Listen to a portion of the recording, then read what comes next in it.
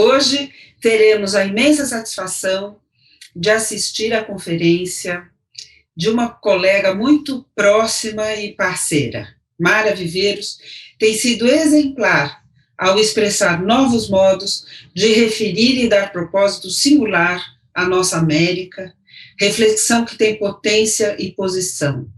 A ela agradeço ter aceitado o convite de participar da 32ª reunião da Associação Brasileira de Antropologia, que completa 65 anos, sendo a mais antiga das associações em ciências sociais no Brasil.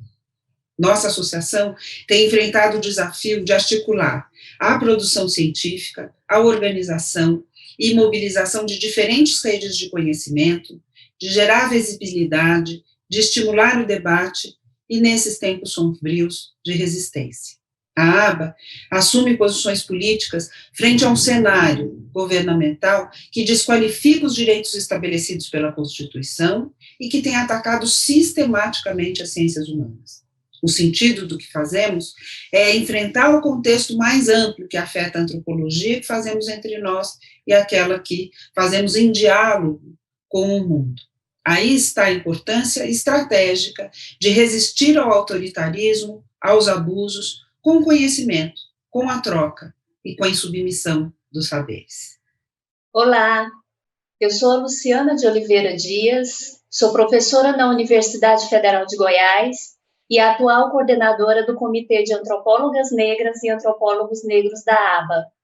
Sou estudiosa do pensamento feminista negro, dos direitos humanos e da educação intercultural, e sou coordenadora do coletivo Rosa Parks, na UFG.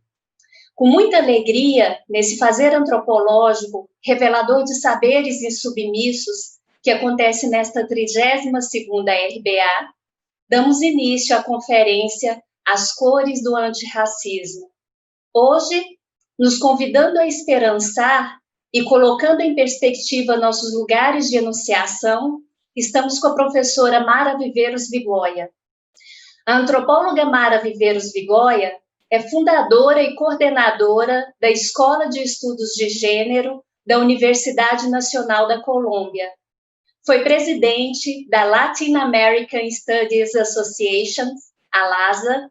Suas pesquisas e suas reflexões têm tido enfoque nas desigualdades sociais, em especial as de gênero, sexualidade, raça e etnia na América Latina.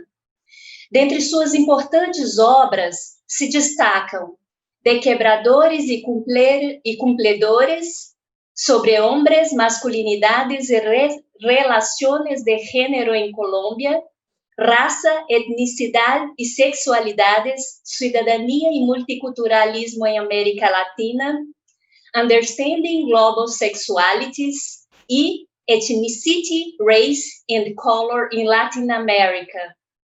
Em 2018, a editora Papéis Selvagens publicou no Brasil sua obra As Cores da Masculinidade, Experiências Interseccionais e Práticas de Poder na América Latina. Prezados e prezadas, boa tarde.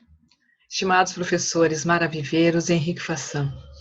Em nome do Comitê de Antropólogos Negros e Negras da Associação Brasileira de Antropologia, agradeço e lhes dou as boas-vindas nesse momento, como colocado há pouco pela colega Bíblia Gregory, o quanto isso nos é caro e valioso. Eu agradeço enquanto professora da Universidade da Integração Internacional da Lusofonia Afro-Brasileira, a qual eu represento nesse momento e me fico muito contente. É um prazer ouvir os dois, especialmente a professora Mara Viveiros, com quem eu tive o prazer de estar alguns anos atrás na Colômbia, por ocasião da minha pesquisa de campo. Então, que tenhamos todos e todas hoje uma tarde em que faça sentido as lutas pelas quais nos engajamos. Que nós façamos da ciência e nós façamos da liberdade um mote maior para todos e todas nós. Sigamos e uma excelente conferência para todos e todas nós. É um prazer. Boa tarde a todos e a todas. Nós ficamos muito felizes com esse momento, enquanto integrante deste novo comitê, que esse ano completa 2 anos, que é o Comitê de Antropólogas e Antropólogos Negros da Associação Brasileira de Antropologia. Nós damos as boas-vindas à professora Mara Viveiros, ao professor Eric Fassan, dizer que muito nos alegra, né, poder ter como um dos momentos centrais desse evento, dessa 32ª RBA, uma mesa que fale sobre este tema, porque nós cada vez mais temos nos comprometido em compreender que toda a ciência, né, ela é uma ciência politicamente engajada, né, que a ideia de neutralidade sempre foi uma estratégia política ao longo de todo um processo que nós conhecemos bem e que acredito vamos poder falar um pouco mais sobre ele. Enquanto um professor, né, negro, nordestino, no coxo nordeste do Brasil, do Instituto Federal do Rio Grande do Norte, também fico muito contente, porque a gente pode, com isso, também debater sobre essas cores do antirracismo e a relação com a geopolítica. Então, fico muito feliz em nós termos uma antropóloga, uma mulher negra, um homem branco francês, que se autoproblematiza também nesse processo. Então, nós damos as boas-vindas e esperamos por uma tarde muito rica de debates. Obrigado a todos. De nuevo, muchas gracias por la invitación. Estoy muy contenta de estar aquí.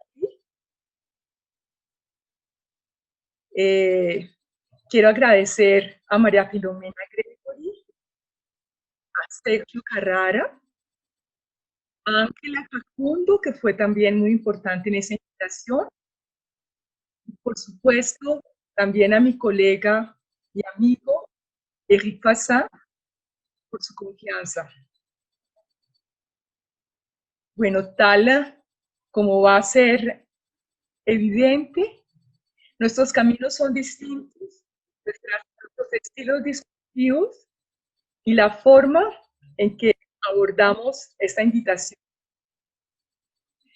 La metáfora del color, un signo que transmite mensajes y provoca sensaciones en relación con la diferencia, es una invitación a hablar en primer lugar de la diversidad, de la heterogeneidad del racismo y del antirracismo, de sus tensiones, ambigüedades y contradicciones en sociedades tecnocráticas, como pueden ser la colombiana y brasileña y muchas otras, aunque no se hayan estudiado desde esta perspectiva. En segundo lugar, yo voy a referirme, es decir, hablar de los colores nos permite poner en perspectiva nuestros distintos lugares de enunciación, el de Eric y el mío. Y en mi caso, hablar de los colores del antirracismo desde una experiencia situada de mujer colombiana, feminista afro-latinoamericana, me supone hablar de tres cosas. En primer lugar, de los colores que tiene el racismo en mi país, en esta África Latina, para mencionar este lado del mundo con las perspicaces y penetrantes palabras de Lelia González, para designar una región en la cual el proyecto de las élites criollas descendientes de europeos fue pensado borrando y devaluando la presencia e identidad de los pueblos originarios y las poblaciones de origen africano. En segundo lugar, quisiera hablar del giro antirracista en la región, es decir, de este cambio que se ha dado en la forma en que hoy se presta atención en el ámbito público al racismo y de los efectos que esto ha tenido en el panorama de un trabajo antirracista. Si bien la presencia del tema es desigual en la región, la cuestión del racismo hace parte hoy, innegablemente, de la agenda política de los estados, las organizaciones no gubernamentales y los movimientos sociales.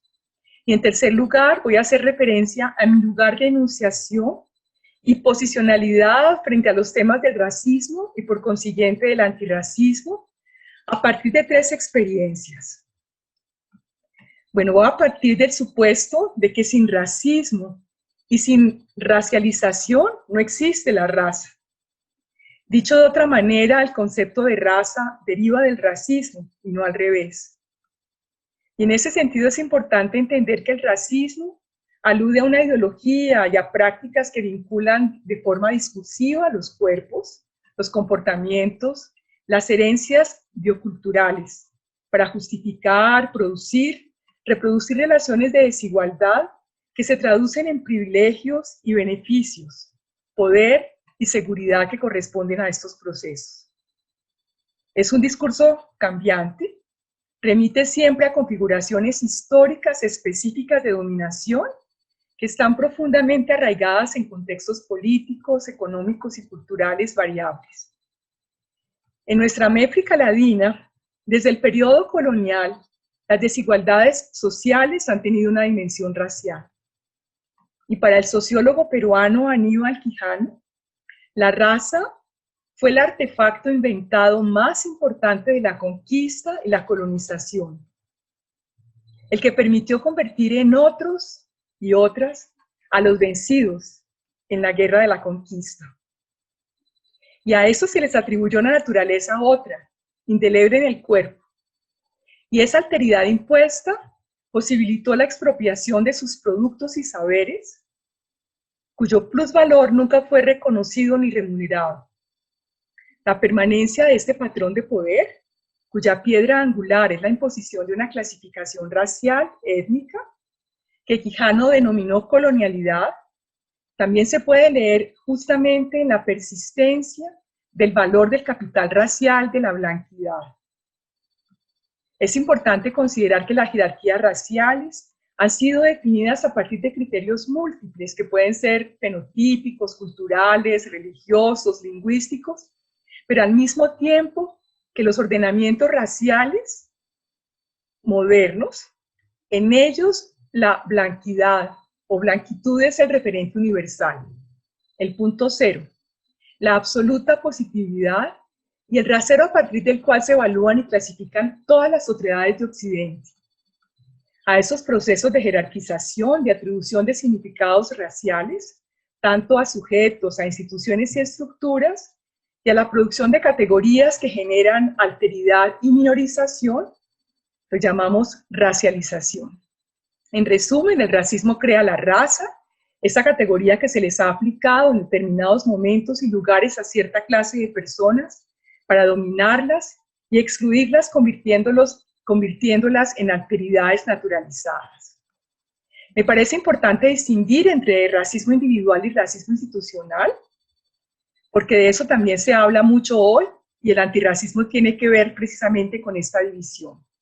El racismo individual se refiere a actos de estigmatización que degradan y vulneran el valor de cierta clase de personas racializadas, mediante insultos, agresiones, amenazas, pero también bromas, chistes, estereotipos negativos, actos negligentes. Igualmente, alude a actos de discriminación que pueden ser o no intencionales y que aplican un tratamiento a la vez diferente y desigual hacia un grupo y por ende a los individuos que lo componen en función de rasgos socialmente construidos como diferencias negativas. El segundo tipo de racismo, el institucional, es el que actúa a través de las fuerzas establecidas y respetadas en la sociedad. Y este concepto surge de las luchas por los derechos civiles en los Estados Unidos en los 60s. Y se refiere a lo que hacen las instituciones educativas, económicas, sanitarias, culturales. Y para hablar de América Latina, su efecto ha sido que las personas indígenas y afrodescendientes tienen mayores tasas de mortalidad infantil,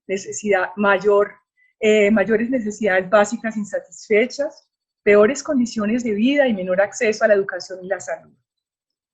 En cambio, el racismo institucional funciona a través de organizaciones concretas, pero también a través de estructuras sociales que se desarrollan más allá de los límites de las instituciones. Por eso, hablar de racismo estructural más que de racismo institucional permite entender mejor cómo se ha perpetuado históricamente, a través de distintas prácticas racializadas, el poder del grupo social construido como blanco, desfavoreciendo sistemáticamente a los no blancos. Sin embargo, la diferencia entre racismo directo y racismo institucional o sistémico o estructural no es fácil de hacer si tenemos en cuenta que agencias y estructuras son interdependientes en la forma en que se modela el comportamiento humano. Así, por ejemplo, la vieja y conocida costumbre en América Latina de los agentes policiales que detienen en la vida pública a las personas para averiguarles los antecedentes, sabemos que no es a las personas, puede operar a través de la identificación que hacen los agentes individuales cuando se dirigen preferentemente a cierta categoría de personas. Si tomamos el caso de Brasil, hombres, negros, jóvenes, residentes de favelas, sería el mismo caso en Colombia, pero también puede vincularse a una cultura policial, es decir, a la institución, y más allá a las estructuras cuando hablamos de una cultura brasilera hegemónica más extensa, que percibe a los hombres negros, jóvenes, residentes en favelas como amenazantes y más propensos a ser criminales. En América Latina, el mestizaje ha sido una de las ficciones fundacionales importantes en el relato de las identidades nacionales. En unos países, el nacionalismo adoptó la forma de la idealización del mestizaje. Probablemente es el caso de Brasil. Y la afirmación de la ideología democrática general de que todos éramos mestizos, mientras en otros prevaleció la ideología discriminatoria, como podría ser el caso de Argentina, que asoció la consolidación nacional con el proceso de blanqueamiento. Esta ideología racial que realza el mestizaje, afirmando que la diversidad de la nación se enraiza en un largo proceso de mezcla, ha permitido que se concluya que si a fin de cuentas todos somos mestizos, no podemos ser sino sociedades democráticas en términos raciales. La ideología del mestizaje, que tuvo mucha influencia hasta finales del siglo XX, cuando se reconoció constitucionalmente en la mayoría de los países de la región el carácter multicultural y pluriétnico, se ha complementado con la ideología del multiculturalismo. Y ahora ambas conviven con claras jerarquías raciales y formas de racismo. Y es esta convivencia entre ideología del mestizaje y la ideología del multiculturalismo la que explica que a veces se reconozca la existencia del racismo, sea difícil verlo y aceptar su presencia entre nosotros.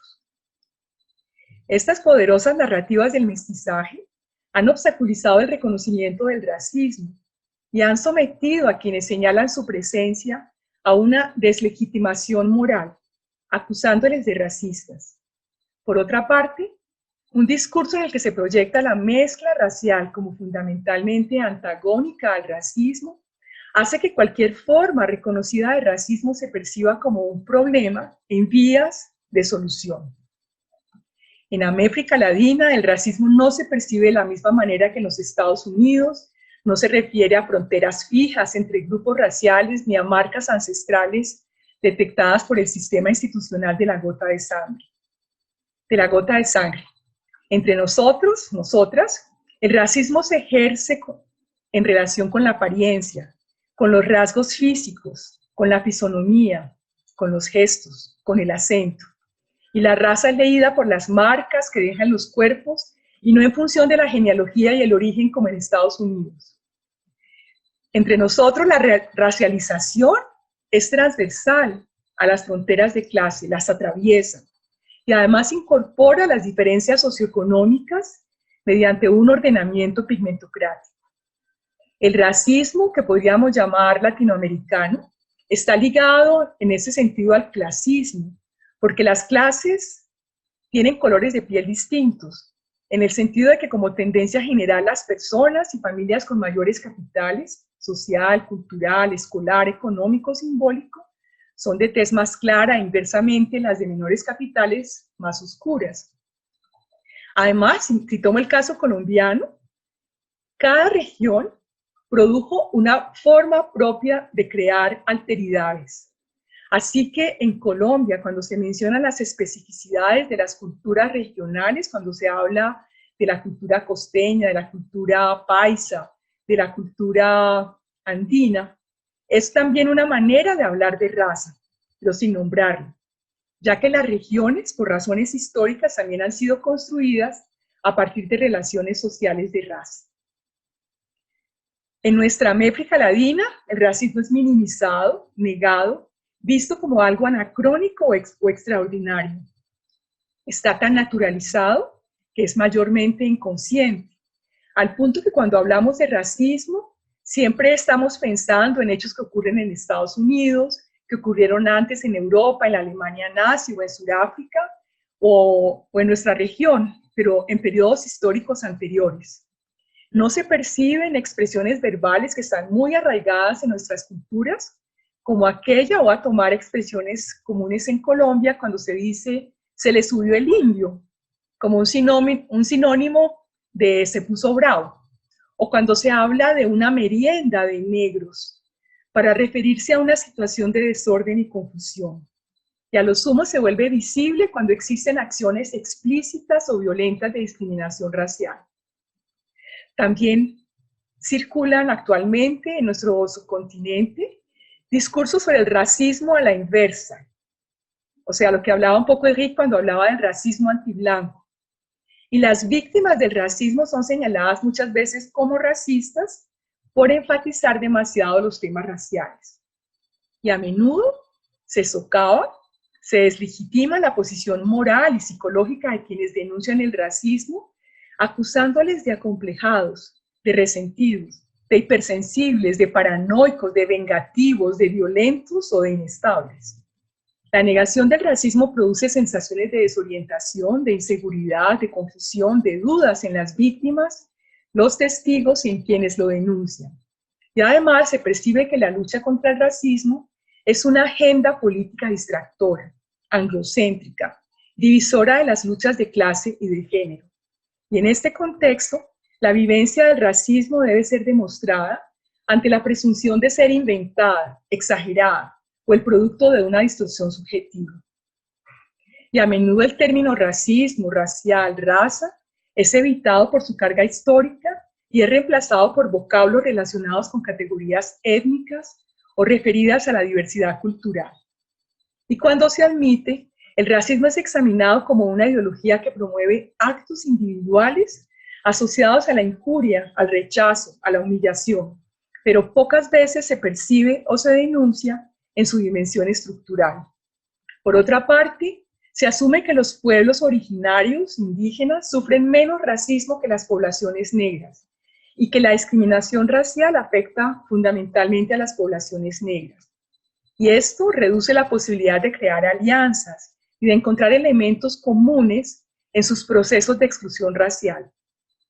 Se encubre el hecho de que el racismo atraviesa toda la organización social y que por lo tanto las personas que se reconocen como mestizas o como blancas también están afectadas por este ordenamiento racial y que su privilegio se sostiene sobre la opresión racial de los grupos racializados. En el caso de las personas mestizas, la situación e implicación con el racismo son aún más confusas y ambivalentes, dada además la complejidad de la clasificación y lectura de su raza. Y así, en función de cómo sean categorizadas, las personas mestizas pueden encontrarse de un lado o de otro, en circunstancias en las cuales pueden ser leídas como víctimas o por el contrario como perpetradoras de actos racistas. Me voy a referir ahora rápidamente a la pluralidad de orientaciones que ha tenido el antirracismo en esta América Latina, a partir de mi experiencia participando en un proyecto que se llamó el Antirracismo Latinoamericano en tiempos posraciales. Una investigación dirigida por una mujer afro-mexicana cubana que reside en el Reino Unido, Mónica Moreno Figueroa, y por Peter Wade, en la cual participé como investigadora. Este trabajo se hizo sobre 20 estudios de caso de una serie de organizaciones indígenas y negras o de personas individuales que han trabajado y luchado contra el racismo en Brasil, en Colombia, en Ecuador y en México, y sobre las estrategias que utilizaron para llevar adelante esta tarea. Podríamos caracterizar de forma rápida estas estrategias como orientadas en dos direcciones. La primera, el deseo de desafiar algo que la organización o la persona individual identifica como racismo, o más a menudo como discriminación racial. Y la segunda, la intención de vincular el trabajo y el asunto del racismo al logro de un objetivo más amplio, que puede ser distinto. Ya puede ser acceso a derechos territoriales o resistencia a la desterritorialización, mayor seguridad, mayor acceso a la justicia, defensa del derecho a la vida, autonomía. Esta última orientación, lo que encontramos en el proyecto es que ha sido impulsada fundamentalmente por activistas indígenas, o en algunos casos negros, que se mostraron cautelosos a la hora de poner el racismo al frente y en el centro de sus demandas. Y esto por diversas razones. Una forma de abordar y de comprender los problemas que privilegia las problemáticas de clase o de etnicidad, o también por los costos simbólicos que implica asumir que se es objeto de discriminación racial en una sociedad que minimiza el racismo.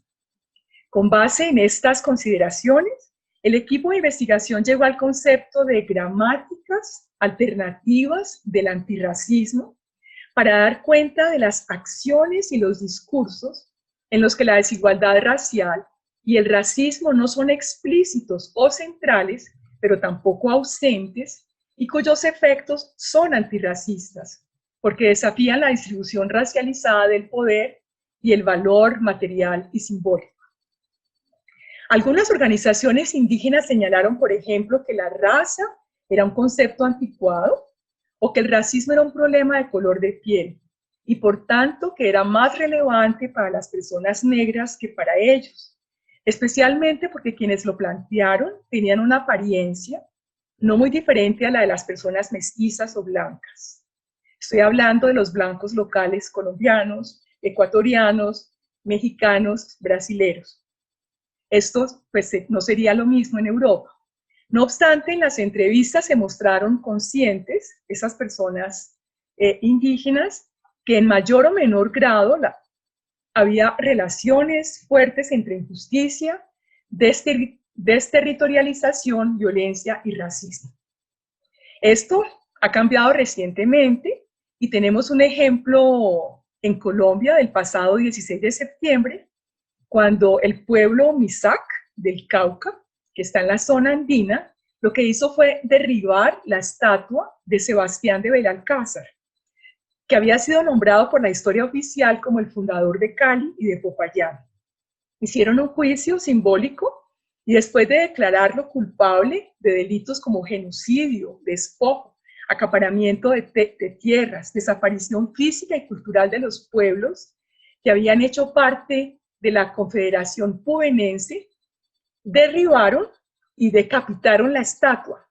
Y lo que es interesante es que en la carta que le dirigen al Estado, pidiendo una reparación histórica, hablan claramente de racismo, de feminicidios, de corrupción y de asesinato de líderes sociales. O sea que también vemos cómo va variando el discurso al respecto.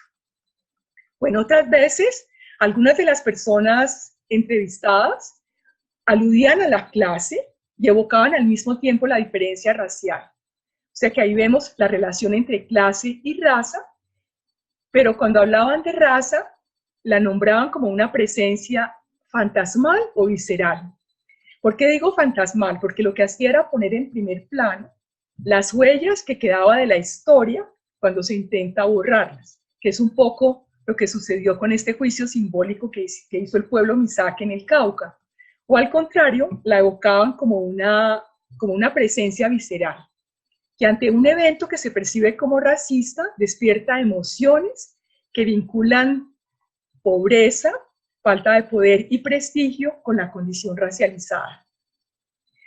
Otras veces encontramos situaciones como las que viven, por ejemplo, las madres brasileñas de víctimas de la brutalidad policial, que reclaman explicaciones, justicia y reparación de parte del Estado e involucran simultáneamente el racismo, el clasismo y el sexismo sin nombrarlos.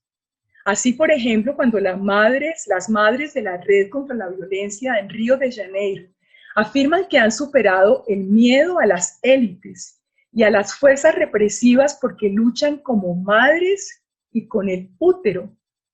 Su sentimiento de sufrir injusticia y desigualdad deriva de una percepción muy clara de que son vulnerables ellas y sus hijos frente a la violencia policial por ser personas y mujeres negras y pobres. Dicho de otra manera, hay numerosas situaciones como las que reporté brevemente que muestran que en América Latina la clase y el género también son modalidades a través de las cuales se vive la raza. Y aquí estoy parafraseando a Stuart Hall cuando decía al contrario de que la raza era una modalidad de vivir la clase. Al principio hablé de este giro hacia el antirracismo. Primero, en los 90 se habló de un giro multicultural que abrió espacios en América Latina para nombrar y reconocer la diversidad cultural y los derechos de las poblaciones indígenas y en menor medida negras. Sin embargo, este giro multicultural prestó menos atención a las cuestiones de racismo y desigualdad racial, excepto en el caso brasilero. La mayor parte de las organizaciones indígenas de los países que reconocieron la multiculturalidad plantearon sus demandas en términos de derechos étnicos a la tierra, a la educación, a la autonomía política y legal, y los movimientos sociales negros que en las décadas pasadas, como en el caso colombiano, habían denunciado el impacto del racismo desde los años 70, desde los 90 se focalizaron en la titulación de tierras, en el reconocimiento cultural, y abandonaron las problemáticas laborales, educativas, de salud y vivienda de la población urbana, excepto en Brasil. En Brasil sí se continuó abordando ese tipo de problemáticas. Sin embargo, lo que quisiera señalar es que desde hace aproximadamente 10 años ha habido un renovado interés público en el resto de países latinoamericanos por el racismo, que han dado lugar a políticas y programas liderados por el Estado, las ONG, las organizaciones sociales, que ya empiezan a tener repercusiones en el trabajo antirracista. El equipo de la PORA atribuye esta reorientación a 3 cosas. Por una parte, todas las fallas, las deficiencias políticas, la falta de autonomía de ese proyecto estatal multicultural.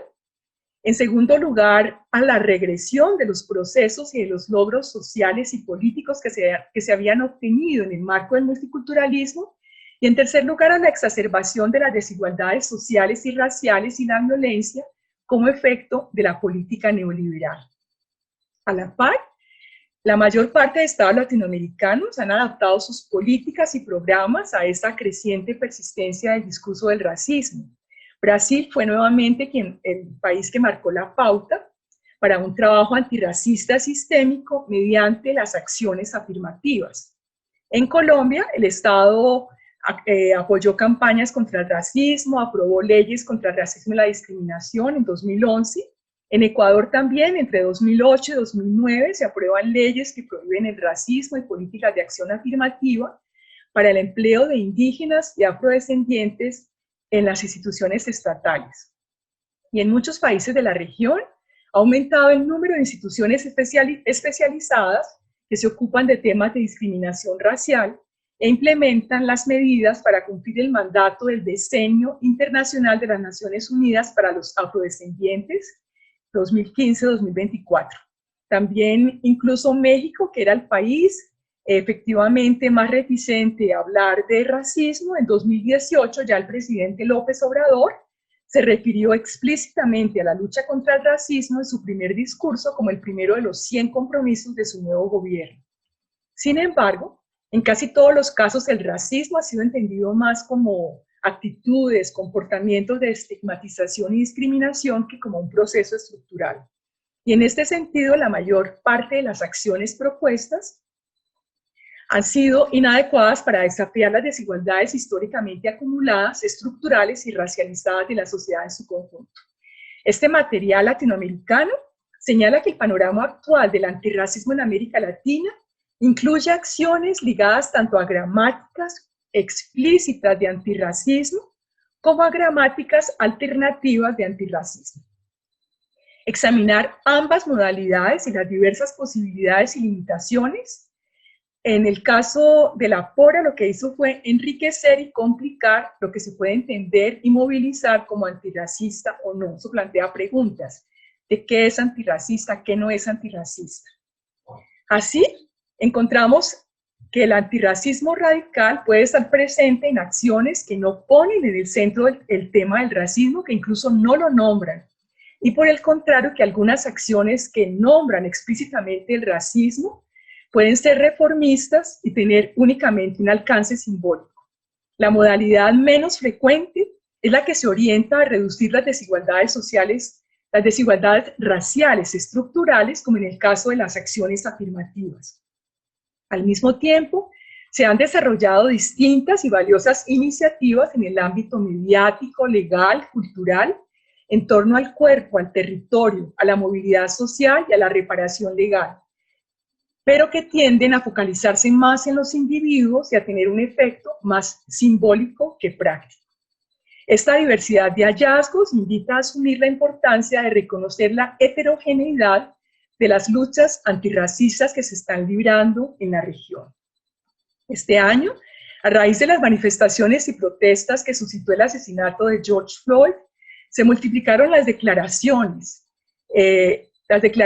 precisamente contra el racismo, y eso se reactualizaron muchos casos de denuncia de violencia policial y de racismos locales. Estas denuncias se han ido incorporando en la agenda política de otros movimientos sociales y además reúnen personas de diversos orígenes étnicos, en torno a una conciencia creciente de que el combate contra el racismo no es únicamente un asunto de sus víctimas, sino un problema sistémico.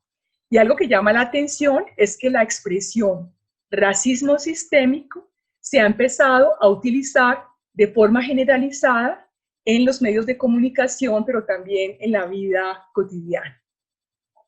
Igualmente se ha empezado a hablar de la necesidad de un cambio radical para poder construir un mejor futuro en una sociedad en la cual la consigna de que las vidas negras e indígenas no se importan, como era el lema de una campaña de Colombia, se haga realidad. Por último, yo voy a presentar algunas ideas que han surgido de distintos momentos de tensión que he vivido con el racismo y el antirracismo en distintas situaciones, ya sea como investigadora, docente o como habitante de un país en que el mundo universitario está conformado y dirigido mayoritariamente por hombres blancos, y en el cual mi situación de mujer negra educada me ha hecho vivir constantemente la situación de ser una outsider within, es decir, una persona que tiene una relación particular de conocimiento-poder, que le permite alcanzar el conocimiento sobre un grupo dominante, pero que no obtiene ese pleno poder que le es otorgado a los miembros de ese grupo. Dado el carácter minoritario de mi experiencia y posición dentro de la universidad, he estado constantemente confrontada a la necesidad de tener que defender la legitimidad de los temas sobre los cuales he trabajado y de mis posturas en el campo académico. Soy consciente de que esta es una carga adicional que no tienen mis colegas cuyos marcadores de raza y género les eximen de esta obligación. No obstante, después de un buen número de años en la universidad como docente e investigadora, también he accedido a ciertos privilegios que me han hecho comprender, desde una perspectiva compleja de la interseccionalidad, que no siempre una mujer negra va a experimentar mayores desventajas que las personas de otros grupos. Y además que es importante disociar el privilegio epistémico, político y moral de unas propiedades de género y raza entendidas en forma esencialista. Es decir, ni ser mujer, ni ser negra, ni ser mujer negra es una virtud en sí misma. Por eso cada vez me resulta más importante poner en el primer plano de cualquier proyecto de investigación o tarea colectiva, incluida la conversación que hoy nos reúne, una reflexión sobre el efecto que tienen las lógicas sociales y las dinámicas de poder del mundo académico sobre estas. Eric y yo aceptamos la posibilidad de entablar esta conversación con el deseo de poner en diálogo las dificultades que hemos enfrentado por nuestra posicionalidad, casi opuesta, en nuestras tareas académicas antirracistas. Aceptar hacer parte de esta conversación, más que simplemente asentir, al constatar nuestras diferencias de posicionalidad, manteniendo el requerimiento implícito de un cierto desapego de sus implicaciones personales y emocionales, significa para mí estar atenta y al mismo tiempo estar expuesta a ese régimen de autorización discursiva que nos afecta a ambos y a los desacuerdos y diferencias que surgen necesariamente de nuestros distintos lugares de enunciación. Como investigadores, tanto él como yo sabemos que nunca vamos a poder escapar de nuestros posicionamientos en un mundo que es diferenciado y desigual como es el ámbito académico. Ya para terminar voy a compartir un breve ejercicio reflexivo sobre 3 experiencias vividas en momentos distintos de mi trayectoria. La primera experiencia la viví hace más de 20 años en Quibdó, la capital del departamento colombiano con mayor porcentaje de población afrodescendiente. Allí yo estaba tratando de estudiar imaginarios y estereotipos que existen sobre la sexualidad masculina negra en Colombia y las respuestas de los hombres negros frente a esos estereotipos que los presentaban como seres dionisíacos, interesados fundamentalmente en el goce sensorial a través del consumo de alcohol, baile y placer sexual. Después de constatar que muchos de los hombres que participaron en la investigación buscaban transformar ese estereotipo negativo en un valor positivo, me surgieron muchas preguntas. No sabía si lo estaban haciendo como una forma de resistir al racismo, si estaban reelaborando concepciones racistas o si simplemente estaban siendo cómplices de un modelo hegemónico de masculinidad. A posteriori me di cuenta que plantear esas preguntas con cierta libertad no habría sido posible si ellos no me hubiesen percibido y yo no me hubiese presentado como una figura familiar, como una hermana de raza, como me lo dijeron algunas veces, y al mismo tiempo como una extraña, en tanto académica y feminista, y como tal, como una cuestionadora potencial de los privilegios masculinos. Como figura familiar, como hermana de raza, logré que algunos de ellos desearan compartir conmigo sus percepciones sobre lo que significa ser un hombre negro en Quibdó, sobre los estereotipos sexuales que existen sobre ellos.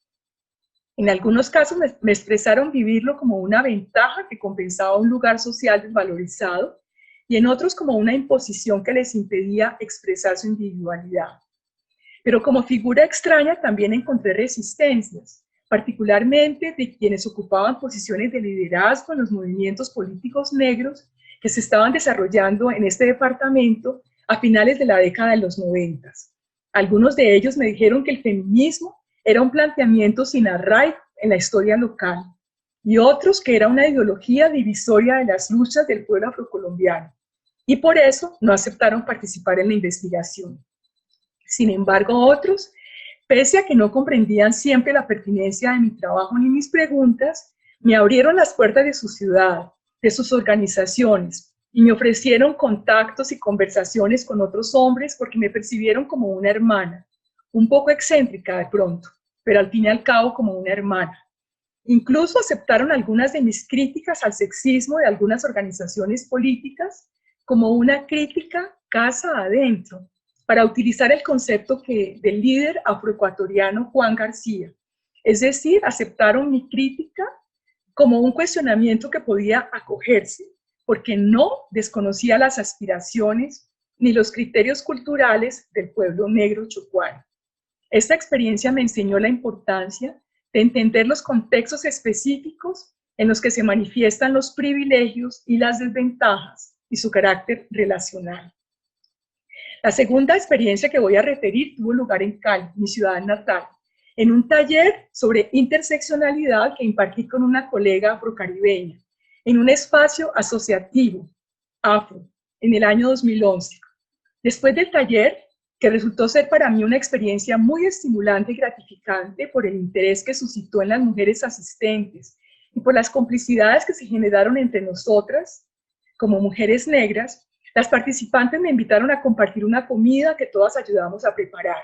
En algún momento de la conversación muy animada que teníamos, algunas de ellas comenzaron a compartir sus propias experiencias de racismo, de acoso sexual cuando habían trabajado como empleadas domésticas, o las de sus madres en este mismo oficio. Yo escuchaba en silencio. Observando mi silencio, alguna de ellas me preguntó, ¿y qué hacen tus padres? Me tomó por sorpresa la pregunta y sentí la distancia que se fue creando entre nosotras cuando le respondí, un tanto torpemente, que mis padres ya no vivían, pero que mi madre había sido trabajadora social y mi padre médico. Hubo un momento de silencio incómodo que se rompió cuando la mayor de ellas y la organizadora del espacio dijo, menos mal todas no habíamos tenido que sufrir lo mismo y que se necesitaban también amigas de la asociación como yo.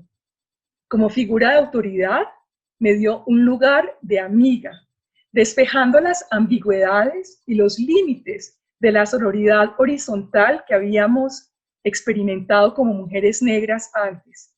Al mismo tiempo me mostró la importancia de asumir la responsabilidad con la asociación que me brindaban ciertos privilegios de clase.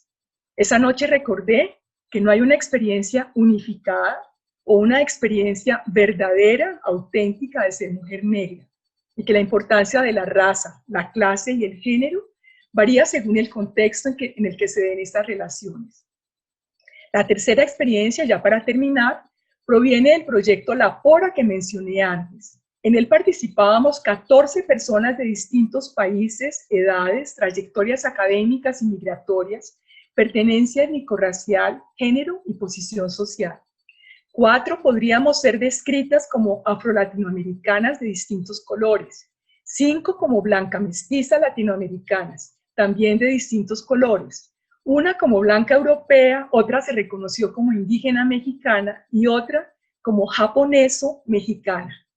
Solo una era hablante nativa de inglés, 9 éramos hablantes nativas de español, una era hablante nativa de mixteco y 3 de portugués.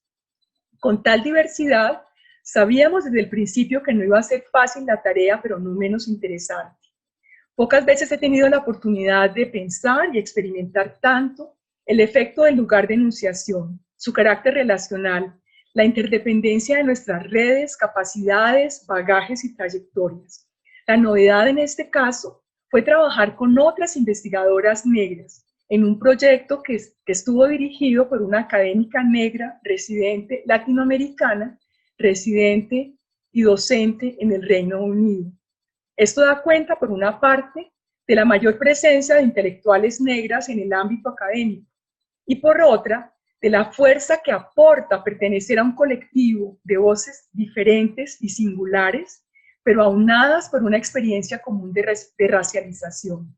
Igualmente, la presencia de una intelectual mujer indígena en el equipo investigativo, asociada a la nuestra, hizo que fuera más fácil abordar y buscar transformar la relación problemática entre los grupos minorizados y el ámbito académico, que fuera más audible y percibida con mayor legitimidad nuestra experiencia como fuente de conocimiento y que nos planteáramos más y mejores preguntas sobre quién y cómo se produce el conocimiento académico y que intentáramos poner en práctica constantemente una ética de cuidado en el trabajo colaborativo, sin desconocer nunca cómo la clase, la raza, el género y la herencia cultural estuvieron constantemente en juego en todos nuestros intercambios.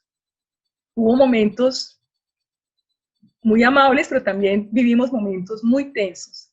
En cualquiera de los 3 casos que describí, mi experiencia estuvo enmarañada productivamente en un campo de disputa sobre cuáles son las voces legítimas o no para hablar de racismo, de antirracismo, de sexismo y de clasismo. Al mismo tiempo, fue la oportunidad de aprender algo más sobre la importancia de la relacionalidad, de la complejidad, la contextualización y la comparación en la investigación y en la experiencia vivida de la interseccionalidad. Esto era lo que yo quería compartir. Bueno.